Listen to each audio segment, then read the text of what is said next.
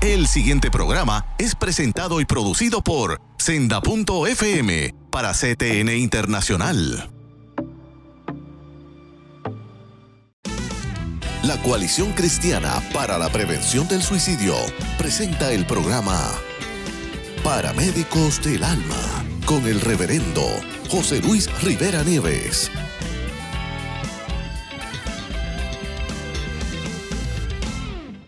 Dios te bendiga, Dios te guarde, te habla tu amigo José Luis Rivera Nieves, presidente de la Coalición Cristiana para la Prevención del Suicidio, hoy con otro interesante programa de Paramédicos del Alma. Estamos contentos porque este es el día que ha hecho el Señor, por tanto nos vamos a regocijar y alegrar en Él. Hoy con un interesante programa, este programa especial que es en conmemoración a la Semana Mayor, lo que llamamos nosotros, ¿verdad?, los creyentes de Jesucristo, que es la Semana Santa, donde muchas personas toman un tiempo para reflexionar, para estar con sus seres queridos. Muchos patronos no abren acá en Puerto Rico durante esta semana, y en América Latina, en Centro, Suramérica, donde llega este programa, también se celebra de una manera bien hermosa y bonita. Estamos contentos porque Dios nos ha permitido en estas últimas semanas hacer varios congresos ya de manera presencial. La semana pasada les presenté más o menos algunas fotos de lo que estuvimos haciendo en la iglesia Discípulo de Cristo de Buenavista, y hoy le voy a pedir allá a los muchachos que nos pongan en pantalla varias de las fotos del congreso que fue todo un éxito en Corozal, donde estuvimos en la iglesia La Era de la Alabanza y Ministración, que pastorea la distinguida hermana y pastora y amiga, pastora Isadelis Vega. Así que estamos contentos, ahí van viendo más o menos en pantalla, hubo un buen grupo, bien significativo lo que pasó allí. Estuvimos adorando al Señor, trayendo información muy pertinente, importante, y sabemos que fue de una hermosa bendición el poder estar compartiendo con los hermanos, ya reintegrándonos de manera presencial a los que son nuestros congresos. Ya estamos preparando nuestros próximos eventos, que van a ser también de manera presencial, si Dios así lo permite, para los meses de mayo. Y siempre en verano, pues, cogemos un tiempito de receso en cuanto a lo que son los congresos, porque, amigo televidente y radio escucha, la coalición no para, ¿verdad?, de trabajar. Seguimos grabando nuestros programas, tanto aquí como en Nueva Vida. Seguimos con el call center, que trabaja prácticamente toda la semana, de 8 de la mañana a 10 de la noche. También se siguen dando consejerías. El Centro Vida y Esperanza sigue con sus servicios a las 11 y a las 3 de la tarde. Así que si usted no tiene un lugar donde asistir cerca del área de Carolina, le invitamos a que esté con nosotros. Si no asiste a ninguna iglesia, puede acercarse a nosotros. Estamos en la avenida Campo Rico, cerquita del Taco Maker. Eso es un punto de referencia bien importante, porque si viene de la Campo Rico hacia Carolina, va a haber el centro hacia mano derecha, y si viene de Carolina hacia lo que es el centro comercial que está allí, le queda a mano izquierda. El centro dice Centro Vida y Esperanza, allí en la avenida Campo Rico, ¿verdad?, conocida por todos como la avenida Campo Rico. Así que estamos contentos, seguimos en victoria, gracias al Señor por todo lo que está pasando y lo que Dios permite en cada uno de nuestras vidas, tanto de los que estamos trabajando semana tras semana en lo que es la Coalición Cristiana para la Prevención del Suicidio, y también el Life Assisting Fellowship, donde su presidente, el doctor Rivera Madera, hoy está, mientras estamos haciendo el programa, de viaje. En algún momento va a estar en Nuevo México, recientemente estuvo en Inglaterra. Así que estamos con unas proyecciones hermosas donde Dios sigue abriendo puertas para su gloria.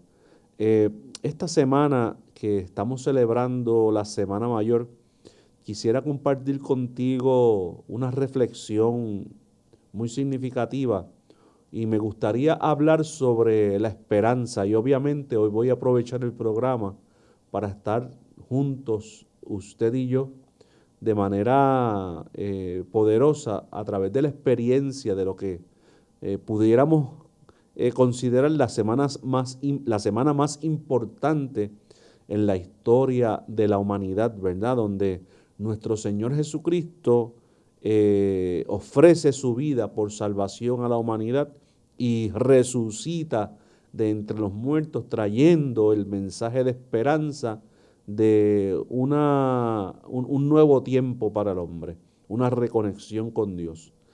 Y eso me lleva a pensar sobre lo hermoso y lo pertinente que es el Evangelio para la sociedad contemporánea a la cual nos ha tocado vivir. Una sociedad que está en un vacío existencial, una sociedad que está buscando cómo encontrar modelos. Y cuando digo modelos no de pasarelas, sino modelos que puedan reflejar una conducta correcta o un modelo de vida y que puedan seguir esa ruta y ese camino. Bueno, nosotros como Iglesia de Jesucristo, porque al final del día la Coalición Cristiana para la Prevención del Suicidio, siempre hemos dicho aquí constantemente que nuestro fundamento es el Señor Jesucristo, estamos proclamando ese modelo por ya aproximadamente 2000 años, ¿verdad? El mensaje de la Iglesia es el mensaje de la cruz, el mensaje de que un día hubo un hombre llamado por Dios, Dios mismo se hace hombre, entra al escenario de la humanidad y llega hasta la cruz para morir por nuestros pecados y para morir y darnos redención y vida eterna. Bueno, esa esperanza que nosotros hablamos constantemente en nuestros programas, ¿verdad? Que no es una esperanza, nosotros siempre decimos que no es una esperanza absurda, ¿verdad? Porque el planteamiento de la Iglesia a través de los años, a través de los siglos, ha sido una contundente, una donde hubo una serie de personajes en el Antiguo Testamento que nos traía a grandes rasgos y con unas sombras, sin una definición clara, lo que iba a hacer un Mesías o una persona que iba a restaurar la humanidad.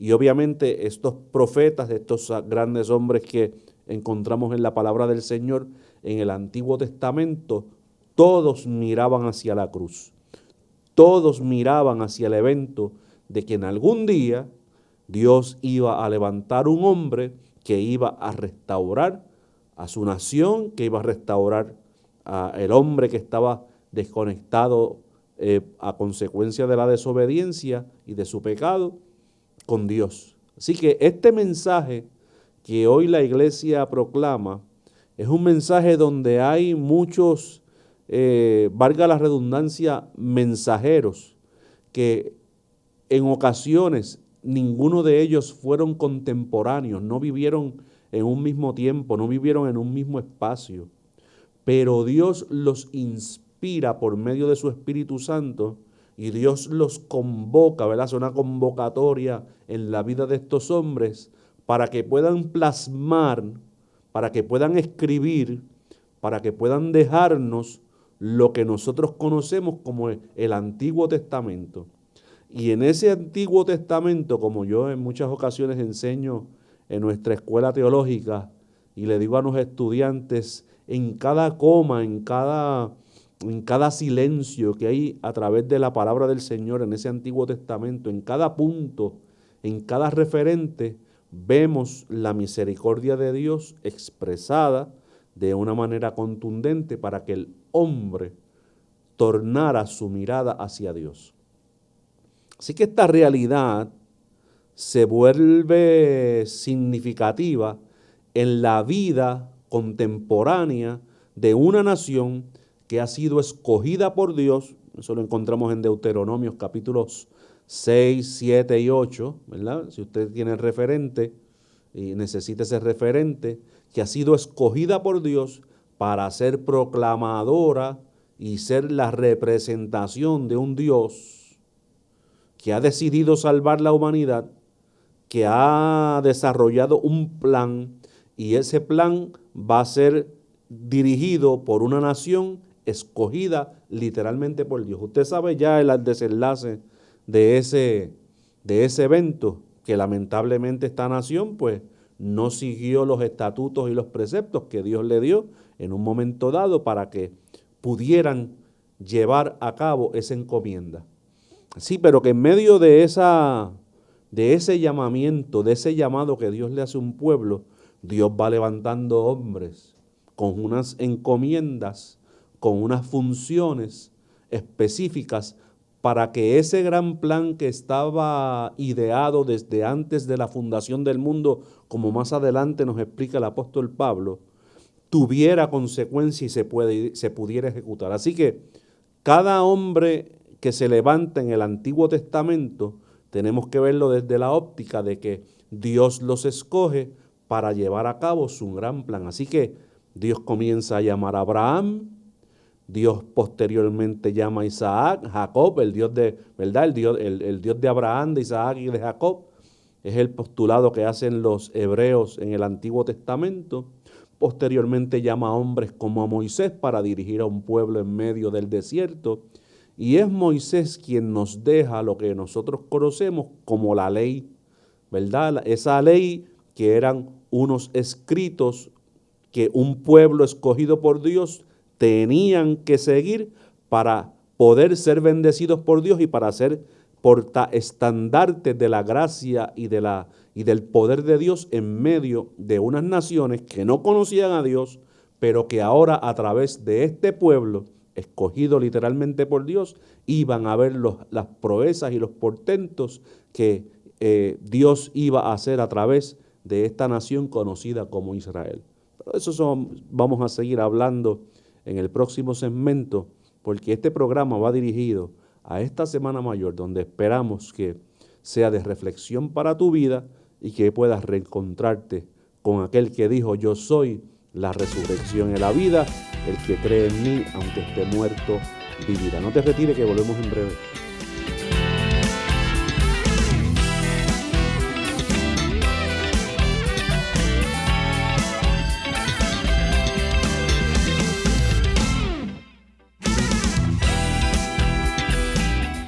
Busca CTNI en YouTube y sé uno de los miles que se han suscrito para disfrutar on demand de la gran variedad de programas diseñados para ti. Suscríbete al canal de YouTube de CTN Internacional.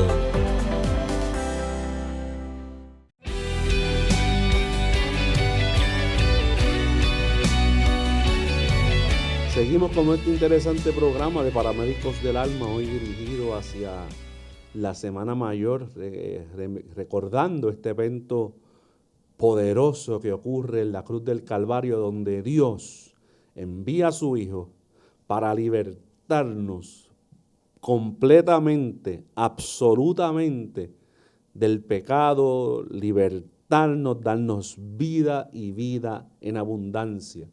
Venía hablando en el segmento pasado con relación a cómo Dios va escogiendo estos grandes hombres en el Antiguo Testamento y cómo va hilvanando la historia, ¿verdad? Y cómo va entrelazando uno con otro sin conocerse, pero todos dirigidos bajo el Espíritu Santo y bajo su momento histórico, cumpliendo el rol para el cual Dios los había llamado.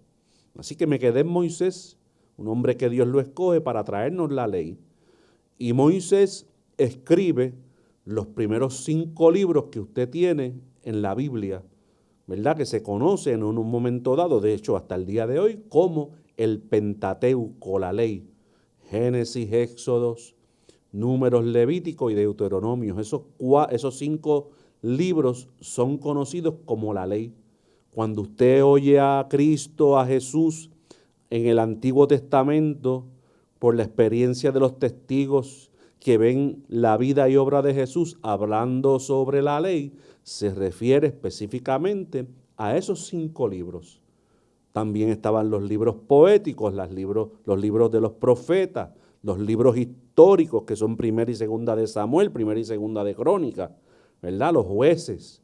Y eso es importante que nosotros lo tengamos cuando abordamos lo que nosotros tenemos hoy como la palabra del Señor. Así que Dios escoge a este hombre para directamente de parte de Dios escribir estos libros. Probablemente el consenso teológico es que se escribieron mientras el pueblo iba en el desierto durante estos 40 años, y Dios va plasmando, Dios le va dando unas directrices, y en medio de ese llamado que ocurre cuando sale específicamente este pueblo, cuando sale de Egipto, y Dios levanta a este hombre, Dios lo escoge a él, pero Dios también escoge a este pueblo para hacer representación suya sobre las naciones paganas.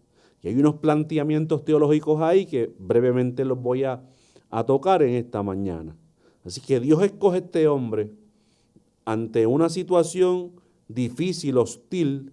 Dios había levantado un hombre como Abraham, le había dado una promesa, esa promesa se cumple en Moisés. Dios levanta este pueblo, lo saca de Egipto, ya usted conoce la historia, pero en cada uno de los eventos que ocurren en Egipto, estamos hablando de que Dios está mostrando su poder, su gloria ante los egipcios, que son una sociedad pagana, una sociedad que tienen una idiosincrasia completamente distinta a la que Dios representaba.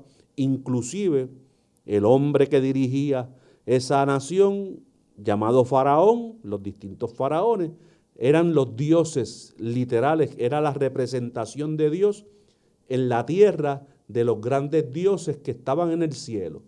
Y estas gentes que tenían distintas maneras de adorar a Dios, encontraban y veían, tenían un Dios en el agua, tenían un Dios, hacían del sol, la luna y las estrellas un Dios, las ranas eran un Dios, habían distintos dioses que no vamos a entrar hoy porque si no tendríamos que hacer un programa completo dirigido a eso. Pues Dios escoge a Israel, la saca de en medio del pueblo de Egipto y le dice, tú vas a ser mi escogida. Deuteronomios capítulo 7, yo te llamo a ti, no porque seas importante, sino porque yo decidí escogerte para mi gloria. Y este evento que ocurre en el libro de Éxodo, lo tenemos que ver desde el punto de vista de que hay una confrontación entre el Dios de los egipcios, o los dioses de los egipcios, y el Dios de Israel. Vemos cómo Dios va glorificándose ante cada Dios, ante cada evento que va ocurriendo, lo que nosotros conocemos como las plagas, hasta tocar la primogenitura, que significaba la descendencia. Dios establece su poderío, su reino y su dominio absoluto, y permite que el pueblo salga de Egipto a ir a un evento de 40 años donde escoge este hombre que ha sido criado y ha sido hecho por 40 años en la casa de los egipcios. Él sabía muy bien sus costumbres, sus tradiciones, y sabía muy bien, era un hombre sumamente culto e inteligente. Dios lo escoge para su gloria y dirige este pueblo en medio del desierto, 40 años. Y Dios comienza a tratar, y ahí, gracias al Señor, tenemos lo que hoy conocemos como la ley.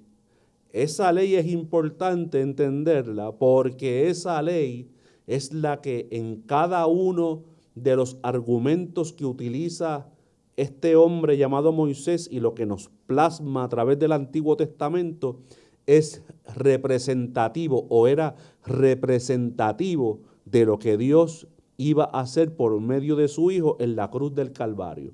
Por eso en el segmento pasado le dije a usted que todos estos grandes hombres del Antiguo Testamento miraban hacia el evento de la cruz de una manera prospectiva, ¿verdad? Y eso Hebreos capítulo 11 nos lo plasma de una manera magistral cuando dice que estos hombres en fe miraban lo que no conocían, pero su fundamento era el Señor.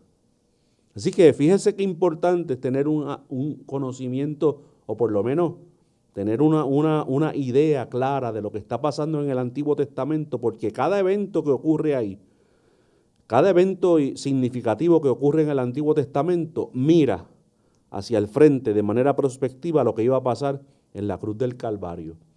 Dentro de esta situación que ocurre en el Antiguo Testamento, hay unas celebraciones importantes que Dios le dice al pueblo que celebraran en medio del desierto y por años prospectivamente, porque eso iba a representar lo que Cristo iba a hacer en la cruz del Calvario. Y ahí encontramos la celebración de la Pascua. Ahí encontramos la celebración de Pentecostés, que es 50 días después de la Pascua, y ahí encontramos la fiesta de los tabernáculos. Cada uno de esos eventos, cada uno de las situaciones y ceremonias que ocurren en el Antiguo Testamento nos pone la mirada en Jesús. Y eso lo vamos a ir argumentando en el próximo segmento de una manera hermosa para que usted pueda entender esta parte fundamental del Evangelio que a veces nosotros en muchas ocasiones pasamos por alto, pero que es tan necesaria para nuestra vida. Así que una vez Dios escoge este pueblo, comienza el pueblo a cometer unos errores espirituales y comienza a apartar su vida y su vista de Dios en medio del desierto y posteriormente cuando llegan a Canaán, la tierra prometida, que fluye leche y miel, que Dios le había prometido, llegan, se establecen y comienzan a entrelazarse con las naciones de su alrededor. Y Dios había sido claro en medio del desierto porque ellos eran los representantes de Jehová de los ejércitos. Por eso es que viene esa expresión de los salmistas y esta expresión del Antiguo Testamento, porque ellos son los que proclaman que Dios es el Dios del cielo y de la tierra. Y este confrontamiento que ocurre, del cual hablé ahorita, entre los egipcios y lo que está pasando allá con Faraón y lo que pasa también en el desierto, es que le está diciendo Dios a la humanidad y específicamente el pueblo de Israel: ustedes adoran al Dios de la luna, las estrellas, a las ranas, ustedes adoran el agua, ustedes adoran las plantas, pero yo adoro al Dios que hizo el sol, la luna y las estrellas. Ese planteamiento tiene que estar muy claro en nuestra vida cuando nosotros argumentamos en todo esto que está pasando en el Antiguo Testamento. Moisés está escribiendo ahí: nosotros somos los portaestandartes del Dios que hizo no simplemente el universo. Por eso que esa expresión en muchas ocasiones encontramos en el Antiguo Testamento: Señor Dios del universo. Eso es un planteamiento filosófico y un planteamiento de fe, un planteamiento absoluto de que el Dios que yo le sirvo hizo los cielos y la tierra, hizo el universo. Pero le está diciendo a las naciones paganas: mi Dios es más grande y más poderoso que el tuyo. Eso es hermoso y poderoso. Y ese es el Dios que hoy nosotros le servimos, la iglesia del Señor Jesucristo. Así que en medio de esta situación que pasa en Canaán, la gente comienza a quitar la mirada de Dios y Dios tiene que levantar unos hombres que se llaman jueces, dirigidos por Dios. Y lo que vemos en el libro de Jueces son momentos en que el pueblo se va alejando de Dios. Dios levanta a distintos hombres, retoman su mirada y vuelven su mirada a Dios. Hay unos años donde estos hombres están dirigidos por Dios y logran que la nación, el pueblo que tienen de frente, torne su mirada a Dios. Mueren estos hombres y vuelven otra vez para atrás a mirar la finca pagana o el terreno pagano, y vuelve el pueblo a alejarse de Dios. Eso sigue pasando hasta Samuel, que es el último gran juez. Y es Samuel, el juez y profeta, y también cumple la función de sumo sacerdote, que nombra entonces los primeros dos reyes de Israel, a Saúl y a David. Y ahí comienza la era de los reyes de Israel. Dios los va poniendo hasta que en un momento dado, en la historia de este pueblo, el alejamiento de Dios, el quitar la mirada de Dios, llega a una situación que es ya intolerable, ¿verdad? Aceptar por Dios, y Dios decide tomar cartas en el asunto. Por eso lo vamos a ver ahora en el próximo segmento, para que usted tenga una idea clara de por qué es importante conocer todo esto hasta llegar a la cruz. Y lo importante que es el mensaje de la cruz para ti y para mí. Regresamos en breve.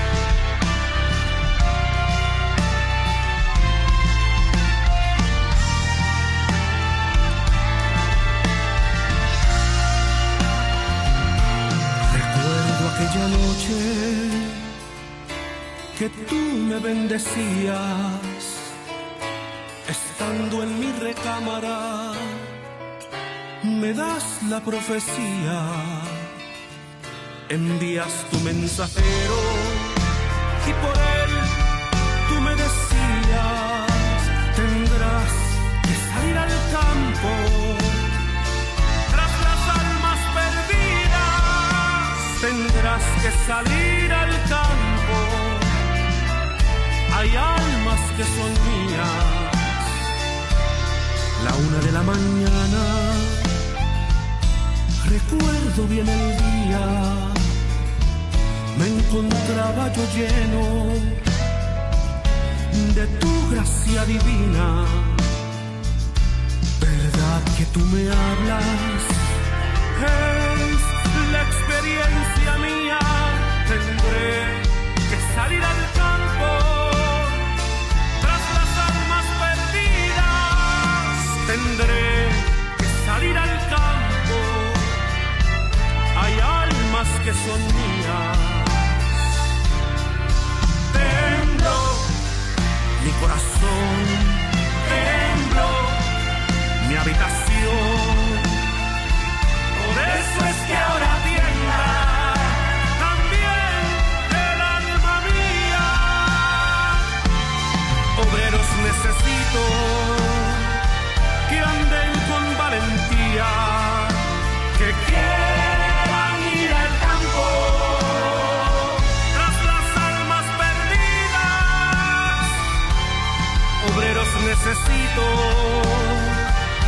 que anden con valentía, que quieran ir al campo. Hay almas que son mías.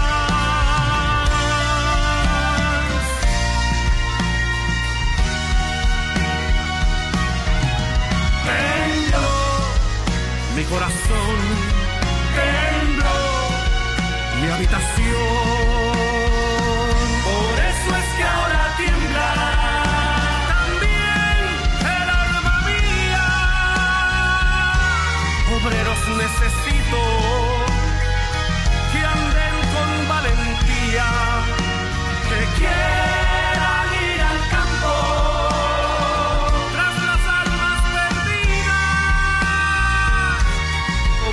Necesito que anden con valentía, que quieran ir al campo. Hay almas que son mías, que salir al campo. Hay almas que son mías, tendrás que salir al campo. Hay almas que son mías, mi hermano, tendrás que salir orando.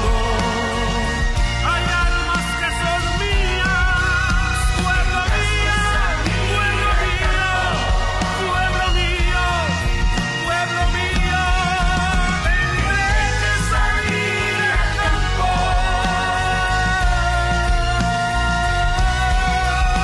Tendrás que salir al campo.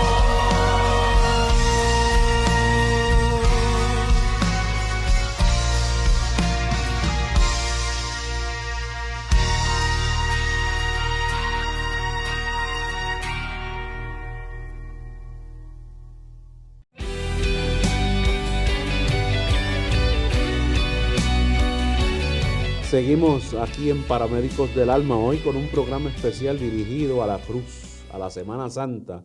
Estamos celebrando, este programa va a salir el lunes de la Semana Santa, miércoles también y viernes en la noche.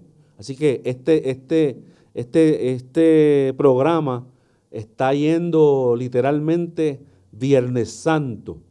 Así que estamos yendo en un recorrido por todo el Antiguo Testamento para que usted tenga una noción clara de la importancia de la cruz. Y me quedé en el segmento pasado sobre lo que está aconteciendo en los reyes, ¿verdad? Que vas notando, ahí encontramos reyes poderosos como, bueno, el que todos conocemos, el gran rey David. Y tenemos al rey Salomón. Y tenemos distintos otros reyes que engrandecen y ponen el nombre de Dios en alto, ¿verdad? Pero ocurre en estos reyes lo mismo que ocurrió en la época de los jueces, mientras estaban estos grandes hombres que creían que traían el pueblo a una rendición de cuentas y traían de una manera correcta la vivencia de que eran portaestandartes de este Dios todopoderoso. Mientras estaban estos grandes hombres, el pueblo se dirigía hacia Dios. Morían estos grandes hombres, en este caso estamos hablando de los reyes, se alejaban de Dios. Y ahí en medio de estos reyes, Dios comienza a levantar profetas. Esos grandes profetas, usted los tiene en su Biblia, como los profetas mayores y los profetas menores. Unos están profetizando, valga la redundancia, contra un pueblo que se ha alejado de Dios, y Dios les está diciendo por medio de todos estos grandes hombres: acérquense a Dios, estamos en el camino equivocado, nos hemos alejado de Dios, necesitamos la provisión de Dios. Y el pueblo en muchas ocasiones, bueno, en la mayoría de las ocasiones no le hizo caso y decidieron escuchar a unos profetas que, según se levantaron unos grandes hombres de Dios, también se levantaron unos falsos profetas que hablaban y le decían al pueblo lo que querían escuchar. Así que ahí encontramos lo que son los profetas mayores y los profetas menores. Esos profetas mayores y menores no es que uno sea más importante que el otro, sino se le llama profetas mayores y menores porque eso por la extensión de los libros. Unos tienen unos capítulos más grandes como Isaías, que tiene 60 y pico de capítulos, y tenemos a Miqueas, que tiene como 3 o 4 o 5 capítulos, ¿verdad? Y Malaquías, que es el último libro que usted encuentra del Antiguo Testamento. Pero todos son importantes, porque en un momento dado Dios comienza a profetizar por el profeta Jeremías de que el pueblo iba a ser exiliado y que aquella grandeza que había proclamado durante tantos años, la paciencia de Dios había llegado hasta el final y no iban a seguir teniendo el dominio, porque iban a ser invadidos en un momento dado por otras naciones y van a ser llevados en cautiverio. Bueno, pero eso se cumple con el profeta, ¿verdad? Esa profecía que trae el profeta Jeremías. Y mientras Jeremías está profetizando y otros grandes hombres están haciendo lo mismo, se cumple esa promesa, se van en el exilio, se los invade primeramente un grupo, lo que se conoce como las naciones del norte o las tribus del norte. Son invadidas por los asirios. Posteriormente viene lo que nosotros conocemos como Nabucodonosor, años después, invade lo que nosotros conocemos como el sur, donde está la capital y donde está esta nación que ha tratado de ser guardada por Dios, pero igualmente terminan cometiendo los mismos errores. Se divide el reino en un momento dado, pero Nabucodonosor viene y se lleva todo, y ahí se cumple literalmente el cautiverio, y esto dura 70 años que estuvieron bajo la sombra de un hombre que los esclavizó literalmente. Ahí entonces vienen las lamentaciones, vienen los momentos difíciles del pueblo de Israel, esclavizados y ansiosos por volver a su nación, por volver a su patria, ¿verdad? Y ahí vemos los escritos de otros profetas y encontramos también los escritos del libro de las Lamentaciones, ¿verdad? Cómo el libro de las Lamentaciones son esos ay de cómo este hombre que escribe estos lamentos va recordando lo que fue el pueblo en un momento dado y cuál es su anhelo de que el pueblo vuelva otra vez a lo que fue. Así que en este momento, mientras están profetizando todos estos hombres, Dios levanta profetas como Isaías y como otros grandes hombres en un momento dado de la historia y comienzan a profetizar que va a haber una esperanza, de que el pueblo iba a ser restaurado, de que sí había un momento difícil, pero Dios levantaría a una persona que sería el Dios fuerte, el admirable, el consejero, el príncipe de paz.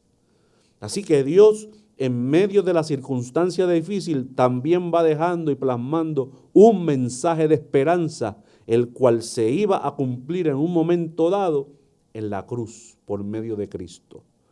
Haciéndote una historia aquí que hemos aprovechado este programa, hemos tocado prácticamente todo el Antiguo Testamento a grandes rasgos, ¿verdad?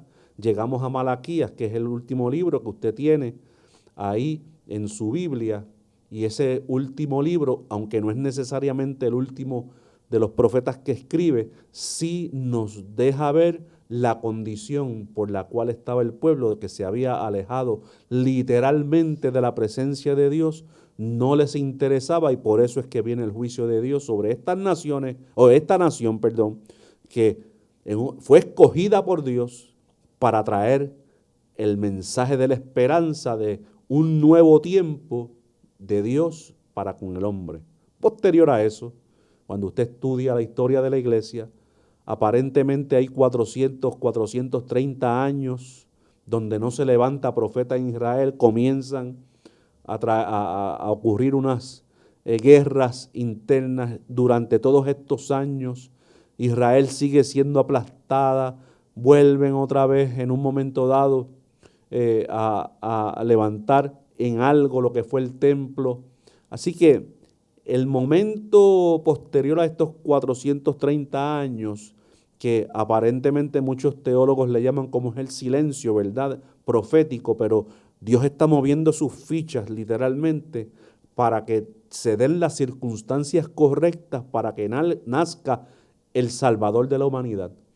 Y este momento difícil que está pasando Israel, cuando nace Jesús, después de haber sido invadido por distintas naciones y después de haber sido aplastada literalmente, cuando había más desesperanza, cuando había más resquebrajamiento social, cuando el pueblo estaba en un momento literal de una condición social precaria que ya no aguantaban más, entra la última invasión, ¿verdad?, o los últimos imperio que los domina, que es el imperio romano, los aplasta, los humilla, les impone impuestos, hay una condición social deteriorada, y en medio de esa condición deteriorada, cuando ya el pueblo no podía más, cuando no había más esperanza, cuando no había más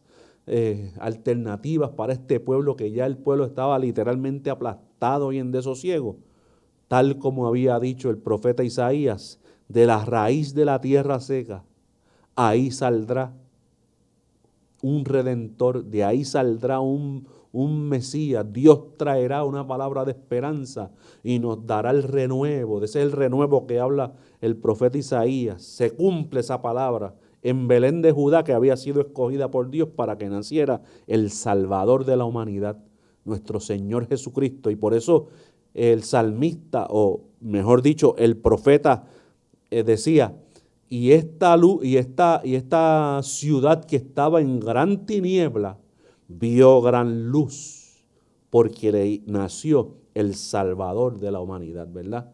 Y así comienza uno de los libros sinópticos, porque efectivamente con el nacimiento de Cristo, que es la razón por la cual ocurre todo lo que te he contado en el Antiguo Testamento, con ese nacimiento renace la esperanza de una nueva mañana, de un nuevo amanecer, de un nuevo tiempo, porque Dios al final del día no se había olvidado de aquello que le había prometido a Abraham en el Antiguo Testamento, aquello que había hablado y por lo cual había vivido Samuel y David. Cuando David decía, como el ciervo brama por la corriente de las aguas, así clama por ti, oh Dios, el alma mía. Estos grandes hombres que hicieron estas grandes expresiones en el Antiguo Testamento miraban hacia el frente con la esperanza de que algún día, aún el mismo David decía, yo no soy suficiente, y por eso decía en el Salmo 3, verso 3, oh Jehová, tú eres mi escudo, tú eres escudo alrededor mío, tú eres mi gloria y tú eres quien levantas mi cabeza. Él sabía que había algo más que su experiencia a la que estaba viviendo en ese momento y que iban a ser un redentor, un salvador en un momento dado, y que ese salvador nacería en Belén de Judá, lo habían dicho los profetas, y que ese salvador libertaría de una vez para siempre en la cruz del Calvario por medio de Cristo para darnos vida abundante en Él. Pero eso lo vamos a hablar en el próximo segmento, y ahora sí podemos llegar a la cruz y ver la consumación de todo lo que hablaron los grandes hombres de Dios en el Antiguo Testamento para la gloria del Hijo de Dios. Así que no te retires, que volvemos en breve.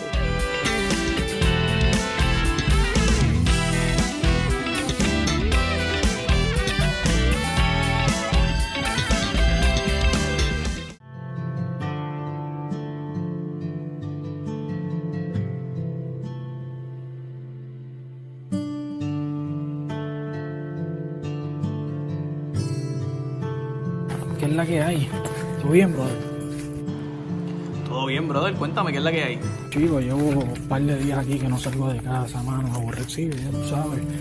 Porque ya no aguanto más todas estas situaciones, mano. Yo estoy, no sé ni qué pensar. Es más, no sé ni qué hago aquí, brother. Eche, brother, se escucha que estás como, no sé, medio deprimido. Bueno, es normal que si tú te sientes bien abrumado, vengan pensamientos que tú ni puedas controlar. ¿Tú has pensado en quitarte la vida? Como que la verdad que sí, brother. Porque es que como que yo no tengo dirección, brother. Como que no le encuentro significado a las cosas, papi. Como que no tiene sentido, mano. Y no tengo la solución para mis problemas, brother. Y ya yo estoy aborrecido, mano. Eche, brother, gracias, de verdad. Gracias por decirme eso. Y es bien normal que la gente piense así, si se siente desesperado y con 20 problemas. Bueno, te pregunto, ¿tú estás solo en tu casa? ¿Con quién tú estás? No hay nadie, yo solo aquí. Pues, mano, con todo lo que me estás diciendo, para mí sería bien bueno acompañarte y no dejarte solo. Yo puedo ir para allá contigo y hablamos un poco más, ¿qué tú crees? Pues dale, si no tengo más nada que hacer, hermano.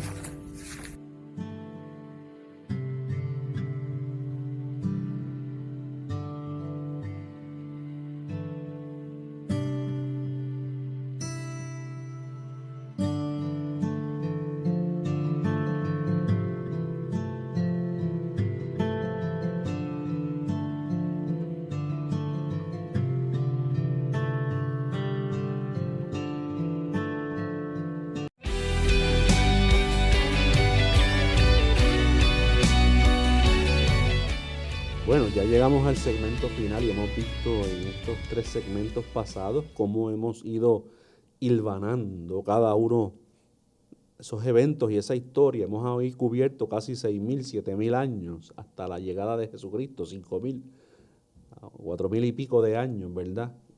Y esto, recuerde, amigo televidente, que lo hacemos con mucha humildad para la gloria de Dios, pero es un referente para que usted tenga que nuestra fe número 1 no es absurda. Que nosotros como creyentes, como yo le digo muchas veces a los estudiantes, tenemos un reto, porque nosotros no somos, al momento en que nos convertimos al Señor, ¿verdad? Si fuese la situación de que usted ahora en el siglo XXI, mientras está viendo este programa y choca con este poderoso mensaje y usted se convierte a Jesucristo, Dios perdona tus pecados, Pero lo cierto es que usted no es judío ni hebreo. Por ende, usted necesita sumergirse en la historia, comprender quiénes fueron los escritores, a qué nación fue dirigida, cuál era el contexto social, cuál era el contexto político, qué pasaba en medio de esta gran nación que Dios la escoge para su gloria, y porque esta nación tiene una cultura propia, esta nación tiene unos preceptos bíblicos, ¿verdad? Que hoy conocemos como preceptos bíblicos, tiene una manera, una idea de pensar, una corriente de pensamiento. Todo esto nosotros tenemos que estudiarlo, aprender, aunque sea de una manera, ¿verdad? Aunque sea de una manera mínima, para entonces cuando vayamos a interpretar la palabra del Señor y vayamos a predicar el Evangelio de la cruz, tengamos unos argumentos sólidos y no parezca un absurdo ante las personas que nosotros estamos tratando de llevar un mensaje contundente, sólido, porque el mensaje de la cruz, amigo televidente y amiga televidente, es un mensaje sólido desde el Génesis hasta el Apocalipsis. Así que me quedé en el nacimiento de Jesús. Cristo comienza su ministerio en un momento dado ya en lo que nosotros conocemos como las bodas de Canaán, ¿verdad? Ese primer evento, si pudiéramos llamar masivo, donde Dios, por medio de su Hijo, hace un milagro poderoso. Y ahí comienza el ministerio de Jesús. Y se da una confrontación en medio de esta situación entre el mensaje de autoridad que va trayendo Jesús versus el mensaje de los fariseos, que son los que dominan la vida religiosa y política, juntamente con los saduceos y los maestros de la ley, que son los escribas. Así que fíjese, esto que encontramos en el Nuevo Testamento es igual que lo que vemos en el Nuevo Testamento, es lo mismo que estamos viendo en el Antiguo Testamento. Un choque entre un Jesús que viene a traer un mensaje nuevo de avanzada versus unos maestros de la ley que están viviendo conforme a sus costumbres y tradiciones, y Cristo viene y dice en su planteamiento, ¿verdad?, ante el pueblo: hagan lo que ellos dicen, pero no hagan lo que ellos hacen. Y esa autoridad que Cristo toma llega hasta el pueblo lo acepta, y esa autoridad va desde lo que está diciendo hasta sanar las personas, y en el caso más espectacular, sanar y perdonar pecados.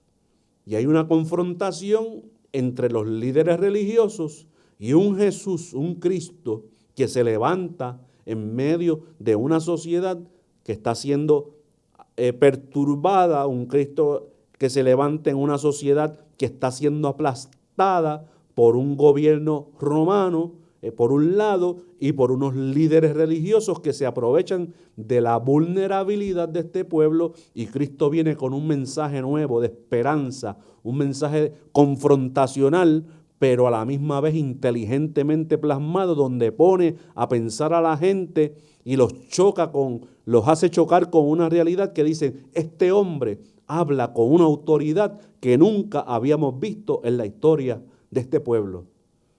Y esa autoridad va desde no citar los rabinos contemporáneos, porque cuando un maestro de la ley se acercaba, iba a las sinagogas para escudriñar, para enseñar y para decir algún tipo de mensaje, siempre hacían referente a los rabinos o los estudiosos contemporáneos que estaban juntamente desarrollándose en ese momento en las escuelas teológicas. Pero Cristo está diciendo: no es como ellos están diciendo, es como yo te estoy diciendo, y rompe el esquema de lo que está pasando ahí sin mencionar a nadie. Y por eso es que encontramos la expresión en el Nuevo Testamento cuando Cristo dice: oísteis que fue dicho de esta manera, pero yo te estoy diciendo que es de esta. Y ahí lo vemos, eso plasmado literalmente en lo que nosotros conocemos como el Sermón del Monte. Ahí vemos esa expresión poderosa de Jesús. Es un mensaje confrontacional. Por eso también le digo a los hermanos que cuando nosotros vamos a estudiar a Cristo, cuando vamos a mirarlo de una manera correcta y pertinente, tenemos que quitarnos a Hollywood del medio y de la cabeza. Lo que Cristo está trayendo es un mensaje de confrontación. Por eso imagínense usted la rabia y la frustración que está creando entre los líderes religiosos, que la expresión que utilizan los escritores de los evangelios es que les trillaban los dientes del coraje y lo que está trayendo Jesús en un momento dado. Así que los encuentros de Jesús con los fariseos y los escribas no son cuentitos de la caridad, son confrontaciones tensas donde Dios les está diciendo por medio de su Hijo: lo que ustedes están haciendo no es correcto, yo soy el que vengo con un mensaje nuevo, poderoso, yo soy la resurrección y la vida, yo soy la luz, el que esté en mí, aunque ande en tinieblas, brillará. Ese es el planteamiento. ¿De qué luz está hablando Jesús? Bueno, desde antes de la fundación del mundo, cuando Dios dijo sea la luz. Es un planteamiento filosófico. Cristo está diciendo yo soy esa luz. Y en un momento dado, cuando están celebrando las fiestas de los tabernáculos, que lo trae el apóstol Juan, allá para el capítulo 13, 14 y 15 del Evangelio de Juan, Cristo en medio de una celebración de la fiesta de los tabernáculos se levanta y dice: yo soy la luz del mundo.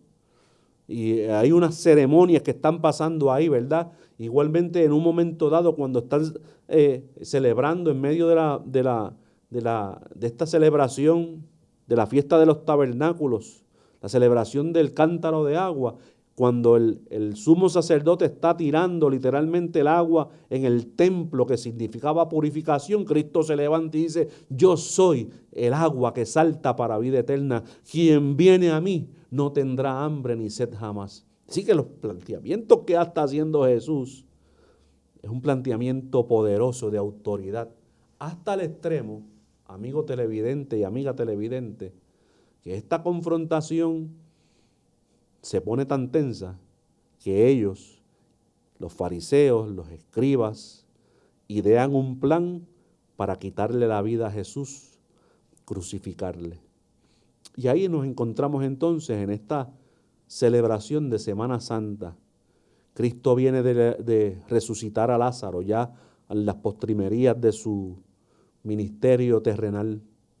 La fama de Jesús había subido, está en el pico, está en el pique, en el momento más alto, porque este hombre habla con autoridad, perdona pecados, da vista a los ciegos, limpia a los leprosos, sana a la mujer del flujo de sangre y también resucita a los muertos. Está en un momento brutal de popularidad, el momento pico. Se acerca la celebración de la Pascua. Los distintos hombres que han sido esparcidos y vienen de otras naciones llegan a este lugar para ir a celebrar la Pascua. Los reciben como el rey montado en un pollino, tirándole palmas, donde están reconociendo el señorío de este hombre que puede cambiar la historia del pueblo hebreo, del pueblo judío. Pero lamentablemente no entendieron el mensaje. Cristo posteriormente es a ese evento entregado por uno de sus 12, Judas, más o menos el miércoles, si pudiéramos poner una fecha, entre martes y miércoles de esa semana. En esa semana ocurre el ungimiento de María a los pies de Jesús, el ungimiento donde lo está preparando para su muerte. Ahí ocurre en ese intervalo el gran sermón del monte, cuando Cristo dice: Jerusalén, Jerusalén, cuántas veces quise juntarte como las gallinas juntan sus polluelos, pero me diste la espalda, no lo hiciste. Así que se va dando esa serie de eventos hasta que llegamos al Getsemaní, cogen a Cristo, lo apresan de una manera burda, se lo llevan, de madrugada le celebran un juicio un poco nebuloso, bastante nebuloso, lo llevan frente a Pilato, lo intercambian por Barrabás, sueltan a Barrabás, Cristo es azotado, llevado hasta la cruz del Calvario, crucificado, Y en un momento dado en la historia de la humanidad, nuestro Señor Jesucristo, quien dio su vida siendo inocente, en ese momento dado está hablando con las personas que tiene cercanas. Y una de las frases más poderosas que encontramos en la cruz es: Padre, perdónalos porque no saben lo que hacen. Terminando ese evento de la cruz, satisfaciendo la necesidad que tenía el hombre de ser salvo, porque nadie podía hacerlo sino solamente Él, entrega su vida voluntariamente para salvación y redención de la humanidad, cuando dice consumado es. Y ese mensaje que nosotros predicamos del consumado es, aquí todo terminó, se integra con el poderoso acontecimiento que ocurre 3 días después, cuando nuestro Señor Jesucristo, haciendo eco de sus palabras y cumpliendo su promesa de que iba a resucitar de los muertos, se levanta de la tumba. Y por eso el apóstol Pablo en el capítulo 14 del Primera de Corintios dice que si Cristo no hubiera resucitado, vana sería nuestra fe. Ese es el mensaje poderoso que predica la iglesia, que hay un Cristo, Dios se hizo hombre, caminó por las polvorientas calles de Jerusalén, dio su vida en la cruz del Calvario y resucitó al tercer día para gloria del Padre y para perdón de sus pecados y de los míos. Por eso en esta mañana, en este día, en esta noche, cuando usted vea este programa, espero que esta palabra cale en lo más profundo de tu corazón, que llegue hasta lo más profundo de tu mente y que puedas decirle: Señor, yo acepto ese sacrificio que tú hiciste por mí en la cruz del Calvario y necesito un encuentro contigo y que escribas mi nombre en el libro de la vida. Recuerda que, como siempre decimos, mañana hay oportunidad para seguir viviendo. Todo está resuelto en las manos de Dios. Y todavía hoy, mientras estás viendo este programa, hay un lugar en la cruz para ti. Dios te bendiga. Te veo la próxima semana con otro programa interesante de Paramédicos del Alma, hoy con una edición especial de Semana Santa. Dios te bendiga.